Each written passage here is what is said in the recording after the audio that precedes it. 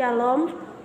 Baik, di sini saya akan membawakan video pengajaran singkat saya yang terdapat di dalam kitab Wahyu pasal 21 ayat 1 sampai 8.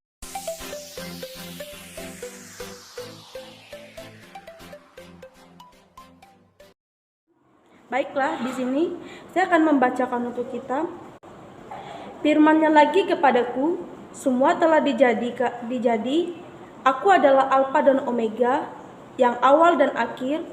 Orang yang haus akan kuberi minum dengan cuma-cuma dari air mata kehidupan. Di sini saya memberikan tema singkat kepada kita semua, yaitu makna kata Alfa dan Omega yang ditinjau dari Wahyu 21 ayat 1 sampai 8 dan implikasi bagi kehidupan orang masa kini. Kitab Wahyu menutup kanon dan sejarah Perjanjian Baru, terlepas dari benar atau tidaknya sebagai kitab yang terakhir ditulis dalam jalan pemikirannya. Kitab tersebut adalah akhir, karena ia terwujud suatu gereja yang telah dimulai di dunia sebagai suatu lembaga, dan di tengah menantikan dengan penuh pengharapan kesempurnaan. Misalnya, kitab Wahyu adalah unik dan banyak hal.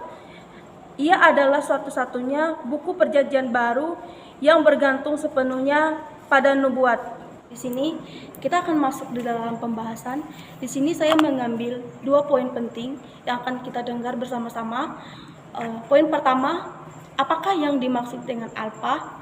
Dan poin yang kedua, apakah yang dimaksud dengan Omega? Baiklah, di sini saya akan membahas 2 tema kecil, yaitu yang pertama, apakah yang dimaksud dengan Alfa? Dan poin yang kedua, apakah yang dimaksud dengan Omega? Poin yang pertama kita akan sama-sama membahas, yaitu Alfa yang dimaksud di dalam kitab Wahyu ini adalah Alfa adalah huruf abjad yang pertama dalam bahasa Yunani. Huruf ini yang berarti pertama dalam bahasa Yunani adalah Al-Fatah, yang disebut sebanyak 3 kali dalam bahasa Yunani.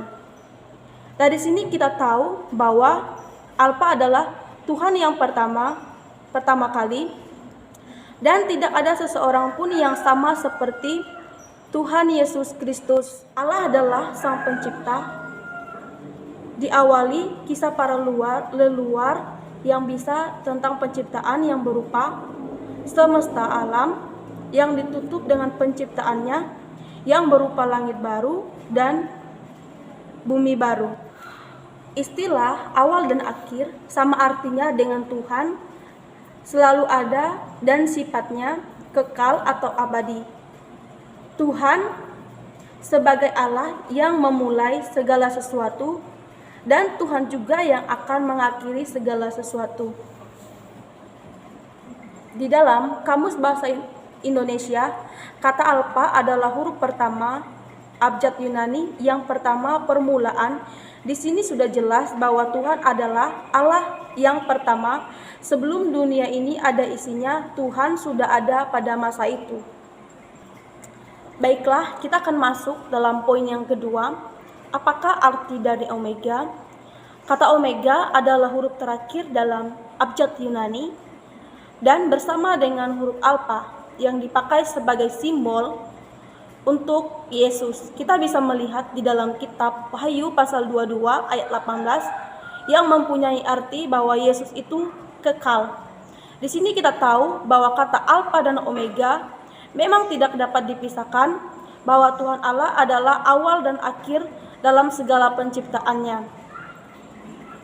Pengajaran yang bisa kita ambil di dalam Wahyu ini, Yesus sebagai awal dan akhir dari segala sesuatu menunjukkan hanya pada satu-satunya Allah yang benar. Pernyataan kekalnya ini dapat diberlakukan hanya kepada Allah. Hal ini terlihat terutama di dalam Wahyu pasal 22 ayat 13, di mana nama Yesus menyatakan bahwa Dia adalah Alfa dan Omega, yang pertama dan yang terakhir. Penerapan yang dapat kita ambil adalah Istilah awal dan akhir sama seperti dengan Tuhan selalu ada dan sifatnya kekal atau abadi. Itulah Tuhan sebagai Allah yang mulai segala sesuatu, melakukan segala sesuatu, dan menyelesaikan dengan tuntas. Di dalam Alkitab ditulis segala sesuatu dijadikan oleh Dia, dan tanpa Dia tidak akan ada segala sesuatu. Telah dijadikannya langit dan bumi. Kita bisa melihat di dalam Yohanes pasal 1 ayat 3. Hal ini menjelaskan bahwa Tuhan memiliki sejarah kapan Dia lahir atau dikenal. Akan tetapi sebelum kita ada, Dia sudah ada untuk menciptakan alam semesta.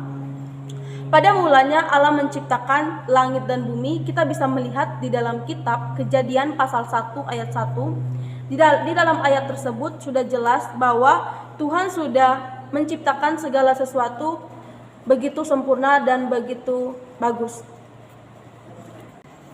Yang menjadi kesimpulannya adalah Yesus adalah awal, yang dimana Dia memulai segala sesuatu dan menciptakan dunia ini, dan tanpa Dia tidak akan ada satupun yang dijadikan. Dan sebelum kita ada, Tuhan Yesus sudah ada di dunia ini. Yesus adalah akhir di mana Dia akan datang untuk menyelamatkan manusia yang diciptakannya. Terima kasih.